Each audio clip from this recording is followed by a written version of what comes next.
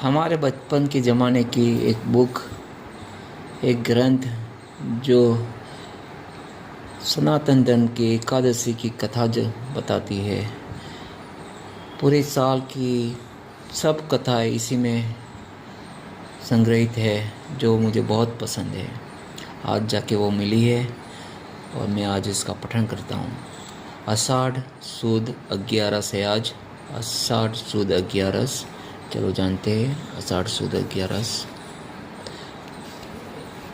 बहुत ही पुराने पन्ने हैं, 30-35 साल पुराना है, इसलिए एकदम थोड़े फटे हुए भी है।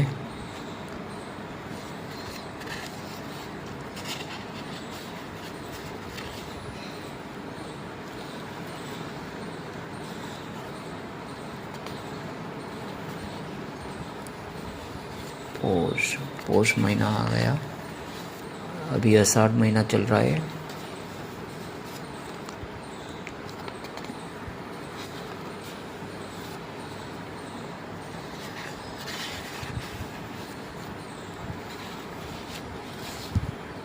मागसर आ गया।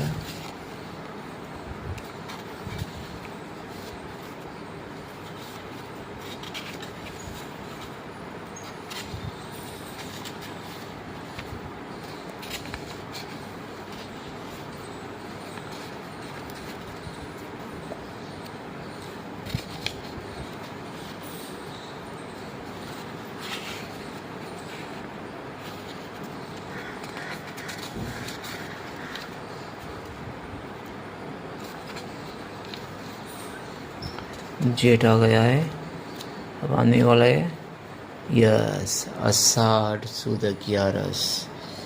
आज आषाढ़ सुद 11 है।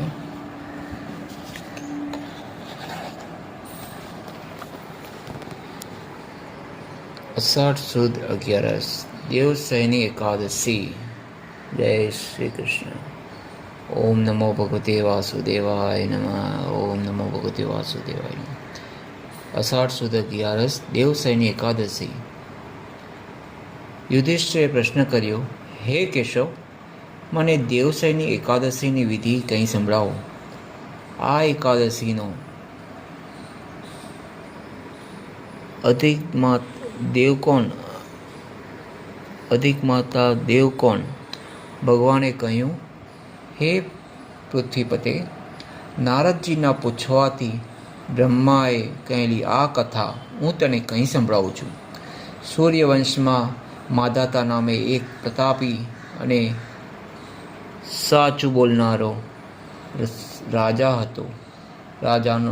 પ્રજાનું પુત્રનો જેમ પાલન કરતો હતો અને તેના રાજ્યમાં કોઈ આદિ વ્યાધિ ઉપાધિથી પીડાતું નહોતું.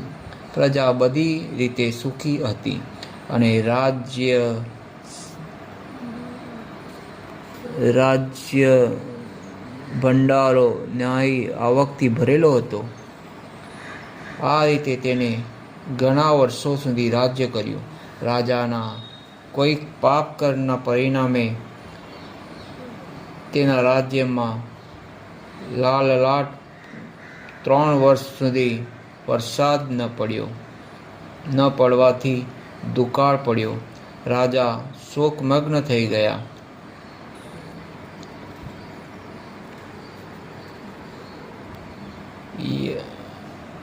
યજ્ઞો બંધ પડ્યા. આખા દેશમાં અનાજના સાંસા પડવા લાગ્યા. છેવટે પ્રજાજનોએ આવીને રાજાને વિનંતી કરી, હે રાજન, વરસાદના અભાવે પ્રજા દુઃખી થાય છે, માટે વરસાદ થાય અને પ્રજા જીવી શકે તેવું કંઈક કરો. આ સાંભળીને રાજાએ કહ્યું, હે પ્રજાજનો,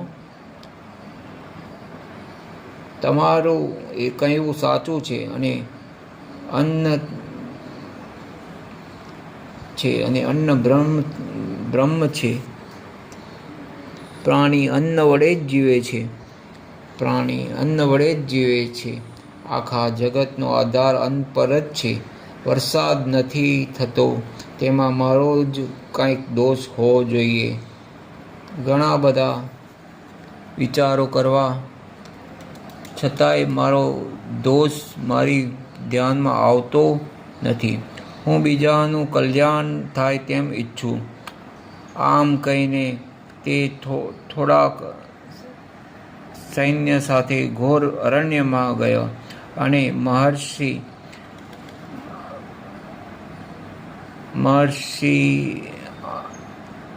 અંગિરસને માધાતાએ કહ્યું, હે ભગવાન, હું પ્રજાનું પુત્રની જેમ પાલન કરું છું, છતાંય મારા રાજ્યમાં વરસાદ કેમ નથી થયો હોય? મારી આ શંકાનું આપ નિવારણ કરો. એવી આજ્ઞાએ હું આપની પાસે આવ્યો છું. આ સાંભળીને અંગિરસે કહ્યું, હે રાજન, સર્વોત્તમ એવા આ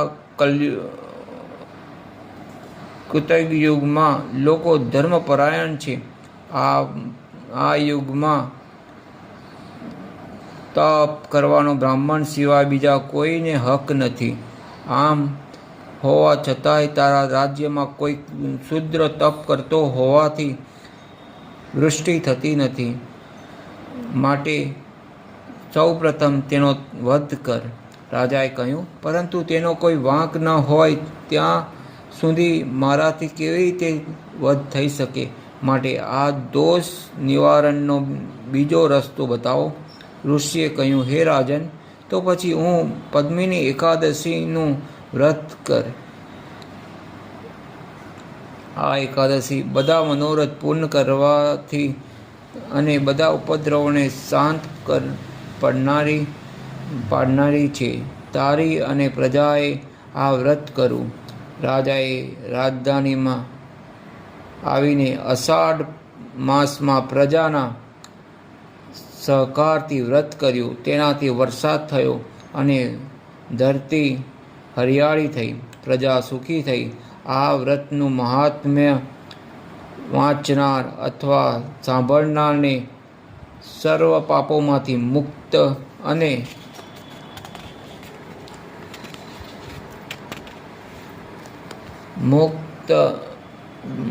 મુક્તિ મળે છે. મોક્ષની ઈચ્છાવાળાઓને આ વ્રત કરવું, તેને દેવશયની એકાદશી પણ કહેવામાં આવે છે. ચાતુર્માસમાં વ્રતનો આરંભ આ એકાદશીથી થાય છે. ધર્મરાજાએ કહ્યું, હે ભગવાન, વિષ્ણુનું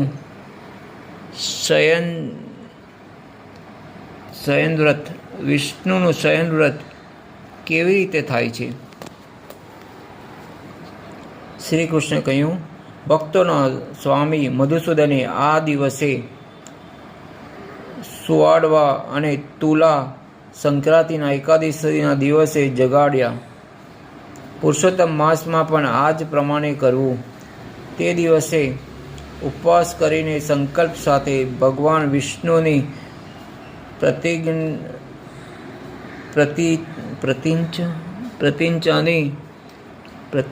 પ્રતિમાની સ્થાપના કરવી. ભગવાન વિષ્ણુને સૂઈ જવા માટે ગોદડા, એક ઓશિકા અને સફેદ ચાદરવાળી પથારી જોઈએ. વિદ્વાન બ્રાહ્મણ પાસે પંચામૃત કરાવવું. ભગવાનને ચંદન લગાડીને ફૂલ, ધૂપ અને દીવાથી પૂજવા. પછી કહ્યું કે હે લક્ષ્મીપતે, આપ લક્ષ્મી સહિત શયન કરો. આપ શયન કરશો એટલે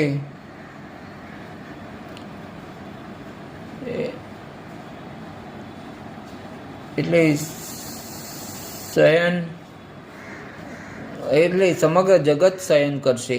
આ રીતે પ્રાર્થના કરીને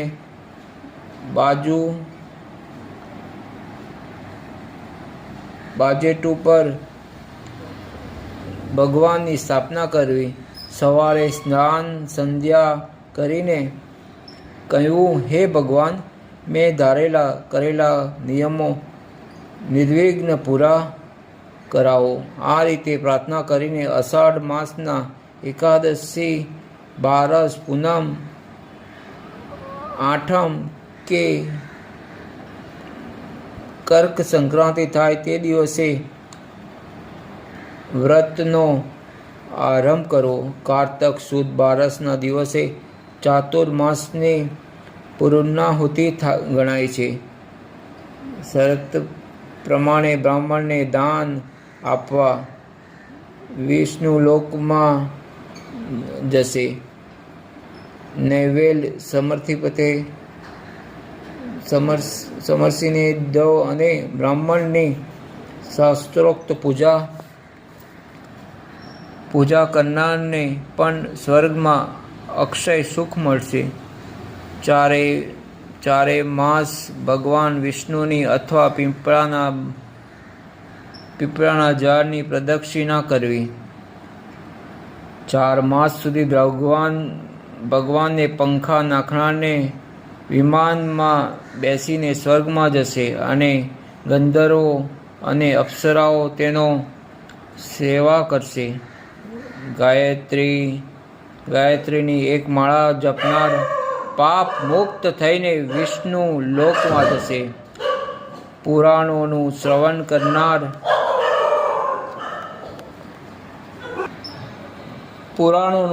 કરનાર પણ પુણ્યવાન, ધનવાન અને જ્ઞાનવાન થાય છે. શિવ અથવા વિષ્ણુના નામની માળા જપનારને તે દેવની સેનાની મૂર્તિ દાનમાં આપવી. પ્રાતઃકાળે સૂર્યનારાયણને અર્ઘ્ય આપનારે વ્રતની સમાપ્તિ વેળાએ સોનું, લાલ કપડું અને ગાયોનું દાન કરવું. દરરોજ તલનો હોમ કરનારે તલપાત્ર આપીને પ્રાર્થના કરવી, હે દેવાધિદેવ, મારા પાપોનો નાશ કરજો. 4 માસ સુધી પીપળાની સેવા કરનારે વસ્ત્રદાન કરવું. દુર્વા ધરો પૂજા કરનારે દુર્વા સહિત સુવર્ણદાન કરવું. દેવસ્થાનમાં ઘંટ વગાડીને પ્રાર્થના કરવી, હે સરસ્વતી, તું આ ઘંટનાદથી પ્રસન્ન થઈ મારું કલ્યાણ કર. બ્રાહ્મણ ભક્ત, પિતૃ ભક્ત અને ગૌણ ભક્ત સ્વર્ગમાં જશે. આ 4 માસ દરમિયાન રીંગણા, કારેલા, કોળું અને પટોળાનું શાક ન ખાવું. શ્રાવણ માસમાં શાક,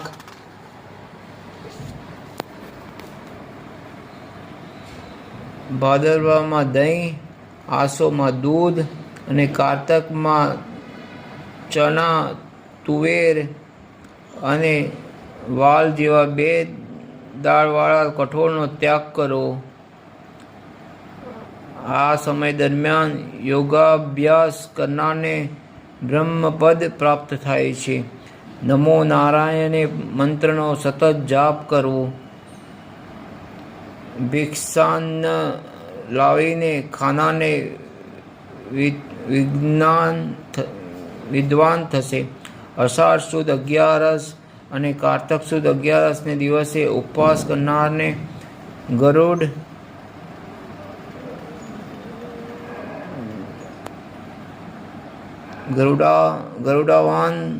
ગરુડારૂઢ થઈને સ્વર્ગમાં જાય છે અને ત્યાં કાયમી નિવાસ કરે છે.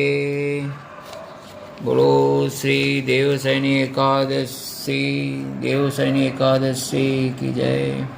શ્રી વિષ્ણુ ભગવાન કી જય. ઓમ નમો ભગવતે વાસુદેવાય. ઓમ નમો ભગવતે વાસુદેવાય નમઃ. જય શ્રી કૃષ્ણ. જય શ્રી કૃષ્ણ. કૃષ્ણ વંદે જગદ્ગુરુ. જય શ્રી કૃષ્ણ.